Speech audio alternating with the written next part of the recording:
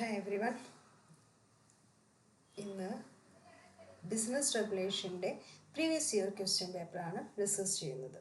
2022 നടത്തിയിട്ടുള്ള പരീക്ഷയുടെ 2021 എക്സാമിൻ്റെ ക്വസ്റ്റ്യൻ പേപ്പർ ഓൾറെഡി ഡിസ്കസ് ചെയ്തിട്ടിട്ടുണ്ട്. എല്ലാവരും വീഡിയോസ് കാണുക, സബ്സ്ക്രൈബ് ചെയ്യുക. കൂടാതെ ഈ 2 വർഷങ്ങളിലൊക്കെ ക്വസ്റ്റ്യൻ പേപ്പർ നിങ്ങൾ നന്നായിട്ടൊന്ന് നോക്കി പഠിക്കുകയാണെങ്കിൽ തന്നെ ഓൾമോസ്റ്റ് നിങ്ങൾക്ക് എല്ലാ ക്വസ്റ്റ്യൻസും നല്ല രീതിയിൽ ആൻസർ ചെയ്യാനും നല്ല മാർക്ക് വാങ്ങുവാനും സാധിക്കും. സോ ഈ ഇതിൽ ചോദിച്ചിട്ടുള്ളത് ഒന്ന് ഡിഫൈൻ ബിസിനസ് ലോ ആണ് ചോദിച്ചിട്ടുള്ളത്. ഒരു ഡെഫിനിഷൻ നമ്മൾ കൊടുത്തിട്ടുണ്ട്. ആർ ദവാറിൻ്റെ ഡെഫിനിഷനാണ് കൊടുത്തിട്ടുള്ളത്. ഇതിവിടെ കൊടുത്തിട്ടുള്ളത് means that branch of law which is applicable or concerned with the trade and commerce in connection with the various mercantile or business transactions. Then what do you mean by capacity of the parties in a contract? ഒരു കോൺട്രാക്റ്റിൽ പാർട്ടികൾക്ക് ഏർപ്പെടാനുള്ള ഒരു കഴിവുണ്ടല്ലോ, അതാണ് capacity of contract എന്ന് പറയുന്നത്. അതിന് age of majority ആയിരിക്കണം, കാര്യങ്ങൾ കേട്ടാൽ അത് മനസ്സിലാക്കാനുള്ള ബുദ്ധി വേണം, പിന്നെ അയാൾ കോൺട്രാക്റ്റ് ഏർപ്പെടാൻ പറ്റാത്ത രീതിയിൽ അയാളെ ഡിസ്ക്വാളിഫൈ ചെയ്യാത്ത വ്യക്തി ആയിരിക്കണം. ഇങ്ങനെയുള്ള കാര്യങ്ങളൊക്കെ ഉണ്ടെങ്കിൽ അയാൾ എന്താണെന്ന് പറയാം, കപ്പാസിറ്റി ഉണ്ട് എന്ന് പറയാം. കോൺട്രാക്റ്റിൽ ഏർപ്പെടാനുള്ള കപ്പാസിറ്റി ഉണ്ടെന്ന് പറയാം. Then what is free consent? Free consent എന്ന് പറഞ്ഞാൽ എന്താണ്? അടുത്ത ക്വസ്റ്റ്യൻ ചോദിച്ചിട്ടുള്ളത് ഫ്രീ കൺസെൻറ്റ്. ഫ്രീ കൺസെൻറ്റ് എന്ന് പറഞ്ഞാൽ ഒരു കോൺട്രാക്റ്റിൽ ഏർപ്പെടുന്ന വ്യക്തികളുടെ സമ്മതം എന്ന് പറയുന്നത് എന്തായിരിക്കണം? സ്വതന്ത്രമായിട്ട് നൽകിയിരിക്കാനായിരിക്കണം. അതൊരിക്കലും coercion, undue influence, fraud, misrepresentation, mistake എന്നിവയിലൂടെ ആവരുത് എന്നുള്ളതാണ്. Then define കൊയേർഷൻ. കൊയേർഷൻ എന്താ ചോദിച്ചിട്ടുണ്ട്? ഇന്ത്യൻ കോൺട്രാക്ട് ആക്ട് സെക്ഷൻ 15 പ്രകാരം committing or threatening to commit any act forbidden by Indian penal code. Indian penal code ചെയ്യരുത് എന്ന് പറഞ്ഞിട്ടുള്ള ചില ആക്റ്റുകൾ കമ്മിറ്റ് ചെയ്യുക, അല്ലെങ്കിൽ അത് ചെയ്യുമെന്ന് പറഞ്ഞ് ഭീഷണിപ്പെടുത്തുക, അല്ലെങ്കിൽ അൺലോഫുൾ ഡീറ്റെയിൻ, നിയമപരമല്ലാത്ത രീതിയിൽ എന്തെങ്കിലും സാധനങ്ങൾ നമ്മൾ എന്ത് ചെയ്യുന്നത്, ഡീറ്റെയിൻ ചെയ്യുക, അല്ലെങ്കിൽ ത്രെറ്റൻ ടു ഡീറ്റെയിൻ, നമ്മളത് അങ്ങനെ ഡീറ്റെയിൻ ചെയ്യുമെന്ന് ഭീഷണിപ്പെടുത്തുക. Any property to the prejudice of any person whatsoever with an intention of causing any person. ഒരു വ്യക്തിയുടെ എന്തെങ്കിലും സാധനങ്ങൾ തടഞ്ഞു വയ്ക്കുകയോ അയാളെ ഭീഷണിപ്പെടുത്തുകയോ അല്ലെങ്കിൽ ചെയ്യുമെന്ന് ഭീഷണിപ്പെടുത്തുകയൊക്കെ ചെയ്താൽ അതെന്താണ്? കൊയേർഷൻ ആണെന്നുള്ള. ഇതിൻ്റെയൊക്കെ മെയിൻ പർപ്പസ് എന്ന് പറഞ്ഞാൽ ഇതിലൂടെയൊക്കെ അയാൾ എന്ത് ചെയ്യുക, ഒരു കോൺട്രാക്റ്റിൽ എൻ്റർ ചെയ്യാൻ പ്രേരിപ്പിക്കുക എന്നുള്ളതാണ്.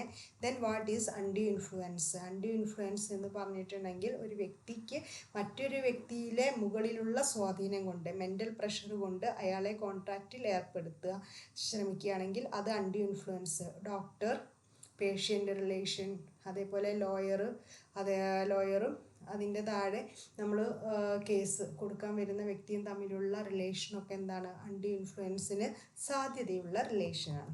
Then what is misrepresentation? Misrepresentation എന്ന് പറഞ്ഞാൽ false representation of a fact made innocently or non disclosure of material fact without any intention to deceive the other party. അതായത് മിസ്റെപ്രസെൻറ്റേഷൻ എന്ന് പറഞ്ഞാൽ ഒരു സാധനത്തെക്കുറിച്ച്, ഒരു കാര്യത്തെക്കുറിച്ച് നമുക്ക് അറിയത്തില്ല, പക്ഷേ അപ്പോൾ ആ ഒരു ഫാക്റ്റ് തെറ്റാണ് ശരിയാണെന്നറിയാതെ അതിനെക്കുറിച്ച് ശരിയാണെന്ന് വിചാരിച്ചുകൊണ്ട് നമ്മൾ എന്ത് ചെയ്യുന്നു, ഒരു കാര്യത്തെക്കുറിച്ച് പറയുക. ഇന്നസെൻ്റ് ആയിട്ടാണ് അത് ചെയ്യുന്നത്, നിഷ്കളങ്കമായിട്ടാണ് അത് ചെയ്യുന്നത്, അല്ലാതെ ഒരാളെ ചതിക്കുക എന്ന ഉദ്ദേശത്തോടെയല്ല ചെയ്യുന്നത്. ദെൻ യൂണിലാറ്ററൽ മിസ്റ്റേക്ക് എന്ന് പറഞ്ഞിട്ടുണ്ടെങ്കിൽ ഒരു എഗ്രിമെൻ്റ്, ഒരു കോൺട്രാക്റ്റിൽ ഒരു പാർട്ടിക്ക് മാത്രം മിസ്റ്റേക്ക് പറ്റിയാൽ യൂണിലാറ്ററൽ. ബൈലാറ്ററൽ ആകുമ്പോൾ 2 ഭാഗത്തും മിസ്റ്റേക്ക് ഉണ്ടെങ്കിൽ ബൈലാറ്ററൽ. വോയിഡ് എഗ്രിമെൻ്റ് എന്ന് പറഞ്ഞിട്ടുണ്ടെങ്കിൽ എൻഫോഴ്സ് ചെയ്യാൻ പറ്റാത്ത, ലോ മുഖേന എൻഫോഴ്സ് ചെയ്യാൻ പറ്റാത്ത എഗ്രിമെൻ്റാണ് void agreement. Then what is wager? Wagering agreement അല്ലെങ്കിൽ വേജർ എന്ന് പറഞ്ഞിട്ടുണ്ടെങ്കിൽ agreement in which one person agrees to pay certain sum of money. ഒരു വ്യക്തി മറ്റൊരു വ്യക്തിക്ക് ഒരു നിശ്ചിത എമൗണ്ട് കൊടുക്കാമെന്ന് പറഞ്ഞുകൊണ്ട് ഇതാവുകയാണ്. ഒരു അൺസേർട്ടൺ ആയിട്ടുള്ള ഇവൻറ്റ് സംഭവിക്കാതിരിക്കുകയോ ചെയ്തിട്ടുണ്ടെങ്കിൽ അതിൻ്റെ മേലെ ഒരു എമൗണ്ട് തരാം. ദെൻ എന്താണ് discharge of contract by lapse of time എന്ന് പറഞ്ഞിട്ടുണ്ടെങ്കിൽ സമയം കഴിയുന്നതോടുകൂടി ഒരു കോൺട്രാക്റ്റ് ഡിസ്ചാർജായി പോവുകയാണ് ചെയ്യുന്നത്. ഒരു പ്രത്യേക ഏതൊരു കോൺട്രാക്റ്റിൻ്റെയും പ്രത്യേകത ഒരു നിശ്ചിത സമയത്തിനുള്ളിൽ അത് ചെയ്ത് തീർത്തിരിക്കണം എന്നുള്ളതാണ്. അപ്പോൾ അത് ചെയ്ത് തീർത്തിട്ടില്ല വെച്ചാൽ ആ പ്രോമിസ് എന്ത് ചെയ്യും, fails to take any action within the period of limitation. കൂടാതെ പ്രോമിസിക്ക് ആ ഒരു പീരീഡ് ഓഫ് ടൈമിൽ എന്ത് ചെയ്യുന്നില്ല, ഇത് ഫെയിലായി പോയിട്ടുണ്ട്, അപ്പോൾ അതുകൊണ്ട് അതിനെതിരെ ഒരു ആക്ഷനും ഇയാൾ വരുന്നില്ലെങ്കിൽ the contract is terminated or discharge by lapse of time. അപ്പോൾ ആ കോൺട്രാക്റ്റ് എങ്ങനെ കണക്കാക്കും, അത് ഇല്ലാതായി പോയതായി കണക്കാക്കും, കാരണം സമയം കഴിഞ്ഞു പോയത് കാരണം. ദെൻ ക്വാണ്ടം മെറിറ്റ് എന്താണ്, as much as is merited, എത്രയാണോ ഏൺ ചെയ്തിട്ടുള്ളത് അതിനനുസരിച്ചിട്ടുള്ളതാണ്. അത് payment in proportion to the payment of amount of work done. Then what is specific guarantee? Specific guarantee എന്ന് പറഞ്ഞിട്ടുണ്ടെങ്കിൽ ഒരു സിംഗിൾ അല്ലെങ്കിൽ പെർട്ടിക്കുലർ ട്രാൻസാക്ഷൻ അല്ലെങ്കിൽ ഡെപ്റ്റിന് വേണ്ടിയിട്ട് കൊടുക്കുകയാണെങ്കിൽ അത് സ്പെസിഫിക് അല്ലെങ്കിൽ സിമ്പിൾ ഗ്യാരണ്ടി എന്ന് പറയും. Who is pawning? The person to whom the goods are delivered as a security for payment of a debt or performance of a promise is called pony അല്ലെങ്കിൽ pledge എന്ന് പറയും, pledge.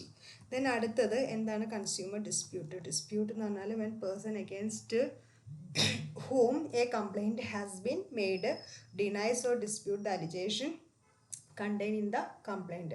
Consumer dispute, ഒരു വ്യക്തിക്കെതിരെ നമ്മൾ എന്ത് ചെയ്യുന്നു, complaint ചെയ്യാണ് ചെയ്യുന്നത്, അതാണ് കൺസ്യൂമർ ഡിസ്പ്യൂട്ടിൽ വരുന്നത്.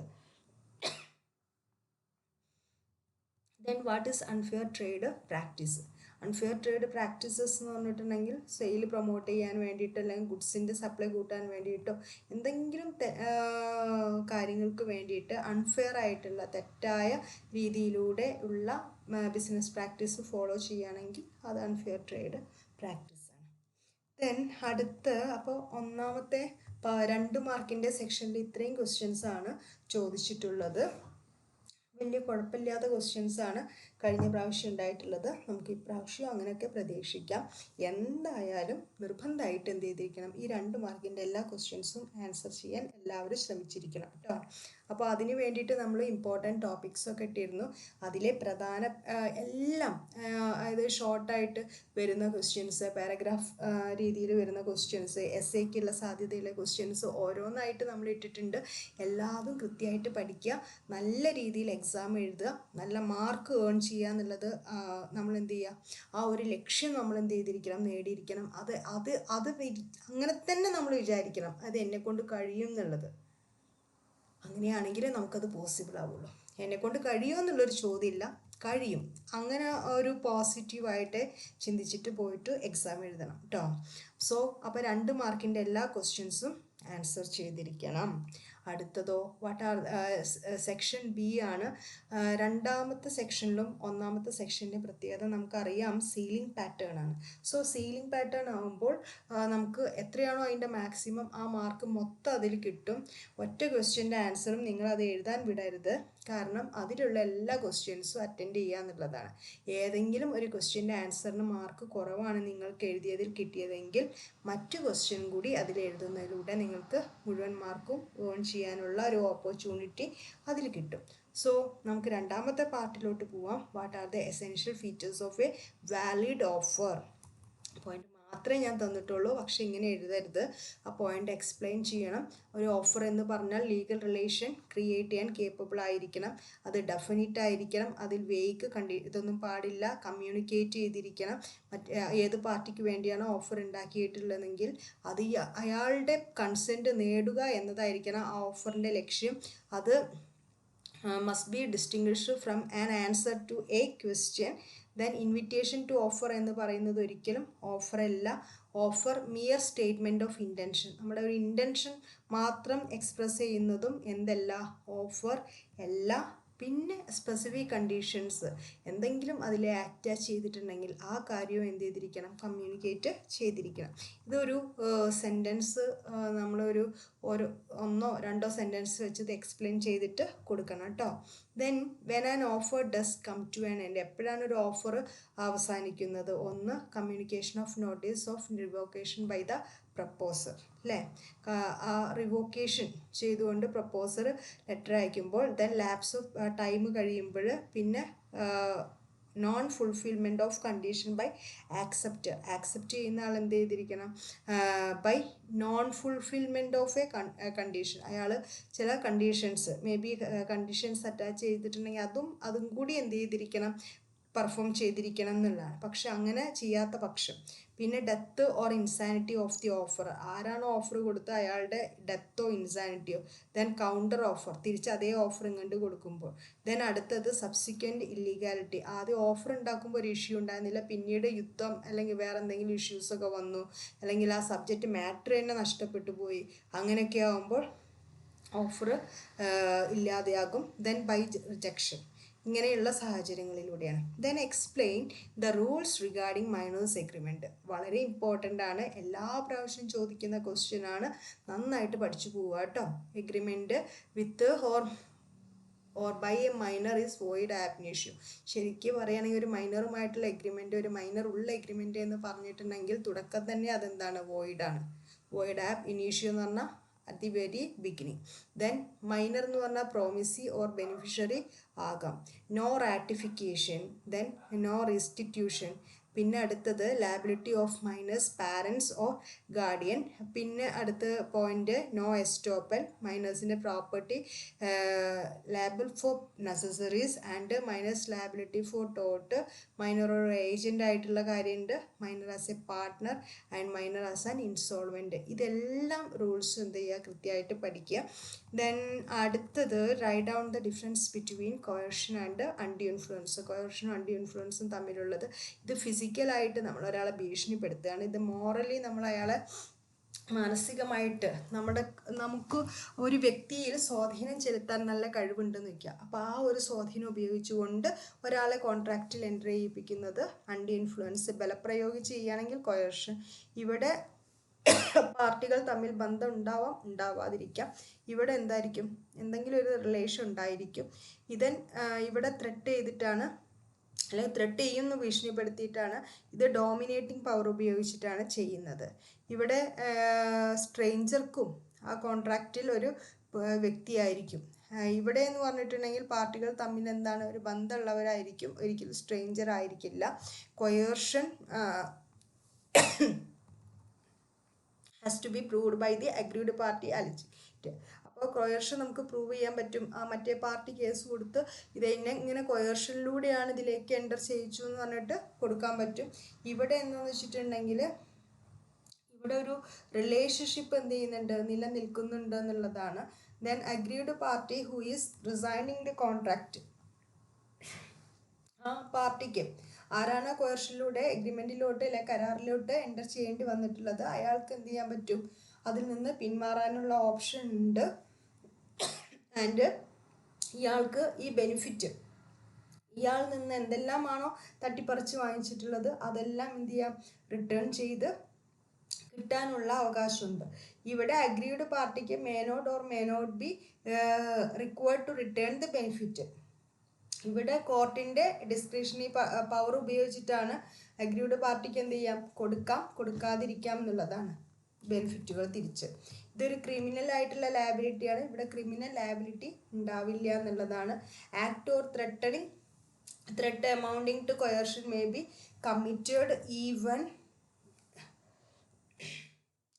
ഇവിടെ ഈ ഒരു ആക്ട് കമ്മിറ്റ് ചെയ്യുക എന്നുള്ളത് പൊതുവെ ഇന്ത്യയിൽ, സോറി കേട്ടോ ഈ പോയിന്റ് വേണ്ട, അതിൽ ഇത്രയും പോയിന്റ്സ് മതി, അതിൻ്റെ ഒരു അത് കംപ്ലീഷൻ അല്ല. Then distinguish between fraud and misrepresentation. Fraud മിസ്റെപ്രസെൻറ്റേഷനും തമ്മിലുള്ള ഡിഫറൻസ് ആണ് ഇനി പറയാനുള്ളത്. ഫ്രോഡ് എന്ന് പറഞ്ഞിട്ടുണ്ടെങ്കിൽ misstatement of concealment of fact deliberately made with an intention to deceive the other party. അതായത് ഒരു കാര്യത്തെക്കുറിച്ച് നമുക്ക് അറിയാം, അത് ശരിയാണെന്നറിയാം അല്ലെങ്കിൽ അത് തെറ്റാണെന്നറിയാം, എന്നിട്ട് പോലും ആ കാര്യത്തെക്കുറിച്ച്, വസ്തുതയെക്കുറിച്ച് നമ്മൾ മറച്ചു വെച്ചുകൊണ്ട് ഒരു കോൺട്രാക്റ്റിൽ എൻ്റർ ചെയ്യാൻ ഒരാളെ ചതിക്കുക എന്നുള്ള ഉദ്ദേശത്തോടെ വരികയാണെങ്കിൽ അത് ഫ്രോഡ്. മിസ്റെപ്രസെൻറ്റേഷൻ ഓൾറെഡി ഞാൻ പറഞ്ഞിട്ടുള്ളതാണ്, അങ്ങനെ ഒരു ഉദ്ദേശം ഇല്ലാതെ, അതിനെക്കുറിച്ച് കറക്റ്റായിട്ട് അറിയില്ല, അങ്ങനെ ഇന്നസെൻ്റ് ആയിട്ട് ചെയ്യുകയാണെങ്കിൽ മിസ്റെപ്രസെൻറ്റേഷൻ ആണ്. ഇത് മനഃപൂർവ്വം ചെയ്യുന്നതാണ് ഫ്രോഡ് എന്ന് പറയുന്നത്, ഇത് ഇന്നസെൻ്റ് ചെയ്യുന്നതാണ്. ആക്റ്റീവ് ഫ്രോഡിൽ agreed party has a right to, അപ്പോൾ മറ്റേ പാർട്ടിക്ക് എന്ത് ചെയ്യാൻ പറ്റും? റിസൈൻ ചെയ്യാനുള്ള അവകാശമുണ്ട്. ഇവിടെ റിസൈൻ ചെയ്യാനുള്ള അവകാശം ഇല്ല മറ്റേ പാർട്ടിക്ക്, അഗ്രീഡ് പാർട്ടിക്ക്. അയാൾക്ക് അയാളുടെ ഒരു റീസണിങ് പവറൊക്കെ ഉണ്ടല്ലോ, അതൊക്കെ ഉപയോഗിച്ചിട്ട് ഇതൊക്കെ കണ്ടാൽ മനസ്സിലാക്കാനും കണ്ടും കേട്ടും മനസ്സിലാക്കാനുള്ള ഒരു ബുദ്ധി ഉപയോഗിച്ച് അയാളത് എന്ത് ചെയ്യാമായിരുന്നു? ആദ്യം കോൺട്രാക്റ്റിൽ എൻ്റർ ചെയ്യുന്നതിൻ്റെ മുന്നേ ഒന്ന് നോക്കണമായിരുന്നു. അങ്ങനെ ഒരു അയാളുടെ ഓർഡിനറി ഇന്റലിജൻസ് ഉപയോഗിക്കാതെ അയാൾ ഇതിലേക്ക് എൻ്റർ ചെയ്തിട്ടുണ്ടെങ്കിൽ ഒരിക്കലും അഗ്രീവ് പാർട്ടിക്ക് തിരിച്ചു വരാൻ പറ്റില്ല. ഇതൊരു ക്രിമിനൽ ആക്റ്റാണ്, ഇതൊരു ക്രിമിനൽ ആക്ട് അല്ല എന്ന് പറയാം. ദെൻ ഇവിടെ ഈ കോൺട്രാക്റ്റ് വോയിഡബിൾ ആണ്. കൂടാതെ എന്ത് ചെയ്യാം? ഇൻഡിപെൻഡൻ്റ് ആയിട്ടുള്ള ആക്ഷൻ, ഈ ഡാമേജസിന് വേണ്ടി നമുക്കിവിടെ ക്ലെയിം ചെയ്യാൻ പറ്റും. ഇവിടെ ആരാണോ ഏത് പാർട്ടിയാണോ ഇങ്ങനെ ഇതായിട്ടുള്ള അഗ്രീഡ് പാർട്ടി, അയാളുടെ ഓപ്ഷനിൽ മാത്രമേ ഇത് എന്ത് ചെയ്യുന്നുള്ളൂ? വോയിഡബിൾ ആയിട്ട് മാറുന്നുള്ളൂ എന്നുള്ളതാണ്. ഇയാൾക്ക് നോർമൽ റെമഡീസ് എന്ത് ചെയ്യാൻ പറ്റും? In addition to the normal remedies can also claim ഡാമേജസിന് വേണ്ടി ക്ലെയിം ചെയ്യാൻ പറ്റും. ഇവിടെ എഗ്രീവ്ഡ് പാർട്ടിയെ സംബന്ധിച്ചിടത്തോളം ഡാമേജസിന് വേണ്ടി ക്ലെയിം ചെയ്യാൻ പറ്റില്ല. Write down the differences between wagering and a contract of insurance. വേജറിങ്ങും കോൺട്രാക്ട് ഓഫ് ഇൻഷുറൻസും തമ്മിലുള്ള ഡിഫറൻസ് ആണ്. ഇത് വോയിഡ് ആണ്. സെക്ഷൻ 30 പ്രകാരം ഇത് വാലിഡ് കോൺട്രാക്റ്റ് ആണ്. ഇവിടെ പാർട്ടീസിന് ആ ഒരു ഹാവ് നോ ഇൻട്രസ്റ്റ്, അങ്ങനെ പ്രത്യേകിച്ച് ഇൻട്രസ്റ്റ് ഒന്നുമില്ല, സബ്ജക്റ്റ് മാറ്ററിൻ്റെ കാര്യത്തിലൊന്നുമില്ല. ഇവിടെ ഒരു ഇൻഷുറബിൾ ഇൻട്രസ്റ്റ് ഉണ്ടായിരിക്കണം എന്നുള്ളതാണ് സബ്ജക്റ്റ് മാറ്ററിൻ്റെ ഇതിൽ വെച്ചിട്ട്. ഇവിടെ വേജറിങ്ങിൽ എന്ന് പറഞ്ഞിട്ടുണ്ടെങ്കിൽ അത് മുൻകൂട്ടി തീരുമാനിക്കും, ഇത്ര എമൗണ്ട് തരാം അല്ലെങ്കിൽ ഇത്ര എമൗണ്ടിനാണെന്നുള്ളത് തീരുമാനിച്ചിരിക്കും. ലൈഫ് ഇൻഷുറൻസ് ഒഴികെ ബാക്കി എല്ലാ ഇൻഷുറൻസിലും യഥാർത്ഥത്തിൽ എത്രയാണോ ഇയാൾക്ക് നഷ്ടം സഹിച്ചിട്ടുള്ളത് ആ നഷ്ടം മാത്രമേ, ആക്ച്വൽ ലോസ് മാത്രമേ ഇൻഷുറൻസിലൂടെ കിട്ടുള്ളൂ. വേജറിങ് ട്രാൻസാക്ഷൻ എന്ന് പറഞ്ഞാൽ ഗ്യാംബ്ലിംഗ് ആണ് അല്ലേ, ചൂതാട്ടം, അങ്ങനെയുള്ള ട്രാൻസാക്ഷൻസ് ആണ്. പക്ഷേ ഇത് ശരിക്കും എന്താണ്?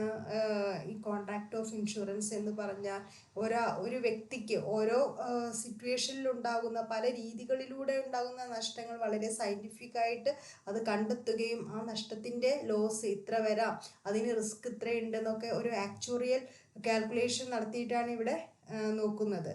ഇത് രണ്ട് വേജറിങ്ങിന് എന്ന് വെച്ചിട്ടുണ്ടെങ്കിൽ ഒരു പാർട്ടി ലോസ് ആവും, ഒരു പാർട്ടിക്ക് ഗെയിൻ ആവും. അങ്ങനെ ആകുമ്പോഴാണ് വേജറിങ് ഉണ്ടാവുന്നത്. ഇവിടെ ഒരു വ്യക്തിക്കും ലോസും ഉണ്ടാവുന്നില്ല, ഒരു വ്യക്തിക്ക് ഗെയിനും ഉണ്ടാവുന്നില്ല എന്നുള്ളതാണ്. വേജറിങ് ട്രാൻസാക്ഷൻ സാധാരണ നമ്മൾ പ്രൊമോട്ട് ചെയ്യാറില്ല, പക്ഷേ സോഷ്യൽ സെക്യൂരിറ്റിക്ക് വേണ്ടിയിട്ട് ഇൻഷുറൻസ് ട്രാൻസാക്ഷൻസ് പ്രൊമോട്ട് ചെയ്യാറുണ്ട്.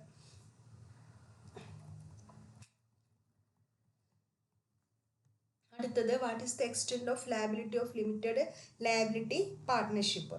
സെക്ഷൻ 80A പ്രൊവൈഡ്സ് ചെയ്യുന്നതിൽ ഇതിൽ പറഞ്ഞിട്ടുണ്ട് ലിമിറ്റഡ് ലയബിലിറ്റി പാർട്ട്ണർഷിപ്പിൻ്റെ ലയബിലിറ്റീസ് എന്തൊക്കെയാണെന്നുള്ളത് പറഞ്ഞിട്ടുണ്ട്. ഒന്ന്, state government shall establish for every district by notification ഒരു ഡിസ്ട്രിക്ട് കൺസ്യൂമർ പ്രൊട്ടക്ഷൻ കൗൺസിൽ ഉണ്ടായിരിക്കണം. പിന്നെ അതിൽ ആരൊക്കെ മെമ്പേഴ്സ് കാര്യങ്ങളൊക്കെയാണ് ഇതിൽ പറഞ്ഞിട്ടുള്ളത്. ഓരോ ഇതിൽ പിന്നെ ഡിസ്ട്രിക്ട് കൗൺസിലിൽ എത്ര മീറ്റിംഗ് നടത്തിയിരിക്കണം, അതിൻ്റെ പ്രൊസീജിയേഴ്സ്, ഇങ്ങനെയുള്ള കാര്യങ്ങളൊക്കെയാണ് ഇതിൽ എക്സ്പ്ലെയിൻ ചെയ്തിട്ടുള്ളത്. Then explain state commission. State commission എന്ന് പറഞ്ഞാൽ ഒരു സെപ്പറേറ്റ് ലീഗൽ എൻറ്റിറ്റിയാണ് from the members. Then limited liability benefit ഉണ്ടായിരിക്കും. പിന്നെ they are taxed as a partnership. Then they have organisational flexibility. Then LLP agreement ആണ് നിലനിൽക്കുന്നത്. കൂടാതെ 2 ഡെസിഗ്നേറ്റഡ് മെമ്പേഴ്സ് ഉണ്ടായിരിക്കണം അറ്റ്ലീസ്റ്റ്. കൂടാതെ ട്രേഡിംഗ് ഡിസ്ക്ലോഷർ റിക്വയർമെൻറ്റ്സ് ഏതാണ്ട് കമ്പനികളെ പോലെ തന്നെയാണ്, രജിസ്റ്റേർഡ് ആയിരിക്കും. ഫയലിങ്, അക്കൗണ്ടിങ് പ്രൊസീജിയേഴ്സ് കാര്യങ്ങളൊക്കെ കമ്പനികളെ പോലെ സ്റ്റേറ്റ് കമ്മീഷനും സെയിം ആയിരിക്കും. ഇനി പാർട്ട് സി SA പാർട്ടാണ്. സ്ഥിരമായിട്ട് ചോദിക്കുന്ന ഒരു ക്വസ്റ്റ്യൻ ആണ് rights and duties of bailor. അത് നന്നായിട്ട് പഠിച്ചു പോവുക. റൈറ്റ്സ് ഓഫ് ബെയിലർ എന്ന് പറഞ്ഞാൽ കോമ്പൻസേഷൻ ഫോർ ഡാമേജസ് ഉണ്ട്, right to return, demand return of goods, right to terminate bailment, right to sue for breach of bailment contract, then termination of bailment by Bailiffs Act inconsistent with the condition. Then duties എന്ന് പറയുന്നത് duty to disclose known facts defects, then provide clear instruction to pay necessary expenses to indemnify bailee, duty to allow inspection, duty to bear extraordinary expenses, duty to take back the goods, and duty to compensate for premature termination. ഇത്രയുണ്ട്. Then അടുത്തത് സ്ഥിരമായിട്ട് ചോദിക്കുന്ന വേറൊരു ക്വസ്റ്റ്യനാണ് unpaid സെല്ലറെ കുറിച്ച്. അവരുടെ റൈറ്റ്സും ചോദിച്ചിട്ടുണ്ട്. എന്താണ് അൺപെയ്ഡ് സെല്ലർ എന്നുള്ള? Seller of goods is deemed to be unpaid seller when the all of the price has not been paid or tendered. Tender ചെയ്തിട്ടുള്ള പ്രൈസ് മൊത്തത്തിൽ കിട്ടുകയോ ഇല്ലെങ്കിൽ. Then when a bill of exchange or other negotiable instrument has been received as conditional payment, അതിലൂടെ bill of exchange conditional പേയ്മെൻറ്റിലൂടെ accept ചെയ്യുകയാണെങ്കിൽ. പിന്നെ ഇതിൻ്റെ rights ആണ് പറഞ്ഞിട്ടുള്ളത്. Right of unpaid seller against goods ഉണ്ട് ആൻഡ് എഗെയിൻസ്റ്റ് ബയർ പേഴ്സണലി ഉണ്ട്. രണ്ട് തരത്തിലുള്ള റൈറ്റ്സ് ആണ് ഇദ്ദേഹത്തിനുള്ളത്. അതിൽ അൺപെയ്ഡ് എഗെയിൻസ്റ്റ് ഗുഡ്സിലാണെങ്കിൽ റൈറ്റ് ഓഫ് ലീൻ ഉണ്ട്, പിന്നെ right of stoppage of goods in transit. അടുത്തത് റൈറ്റ് ഓഫ് റീസെയിൽ ഉണ്ട്. അടുത്ത റൈറ്റ് എന്ന് പറഞ്ഞാൽ രണ്ട് തരത്തിലുള്ള റൈറ്റ് ആണെന്ന് പറഞ്ഞു. പിന്നെ അടുത്ത right of unpaid seller against buyer personally. അതിൽ തന്നെ 5-6 വരുന്നുണ്ട്. സ്യൂട്ട് ഫോർ പ്രൈസ് ഉണ്ട്, സ്യൂട്ട് ഫോർ ഡാമേജ് ഉണ്ട്, സ്യൂട്ട് ഫോർ റെപ്യൂഡിയേഷൻ ഉണ്ട്, ദെൻ അടുത്തത് സ്യൂട്ട് ഫോർ ഇൻട്രസ്റ്റ്. ഇങ്ങനെയുള്ള കാര്യങ്ങളൊക്കെ വരുന്നുണ്ട്. ദെൻ അടുത്ത ഒരു ക്വസ്റ്റ്യൻ ചോദിച്ചിട്ടുള്ളത് explain the essential elements of a valid contract. Valid കോൺട്രാക്റ്റിൻ്റെ എസെൻഷ്യൽ എലമെൻറ്റ്സ് സ്ഥിരമായിട്ട് ചോദിക്കുന്ന ക്വസ്റ്റ്യൻസ് ആണ്. അപ്പോൾ നന്നായിട്ട് അത് എന്ത് ചെയ്യണം, പഠിച്ചിട്ട് പോകണം. അതിലൊന്ന് ഓഫർ ആൻഡ് ആക്സെപ്റ്റൻസ് ആണ്. Consensus add item, free consent ഉണ്ടായിരിക്കണം. പാർട്ടികളുടെ കപ്പാസിറ്റി ഓഫ് പാർട്ടീസ്, പാർട്ടിയുടെ കപ്പാസിറ്റിയെ കുറിച്ചൊരു ക്വസ്റ്റ്യൻ നമുക്ക് ഓൾറെഡി വന്നിട്ടുള്ളതാണ്. ലോഫുൾ കൺസിഡറേഷൻ ഉണ്ടായിരിക്കണം, ലോഫുൾ ഓബ്ജക്റ്റ് ആയിരിക്കണം, then not expressly declared to be void and intention to create a legal relation and certainty of meaning. Then differences between contract of indemnity and contract of guarantee. Contract of indemnity യും contract of guarantee യും തമ്മിലുള്ള difference ആണ് പിന്നെ ചോദിച്ചിട്ടുള്ളത്.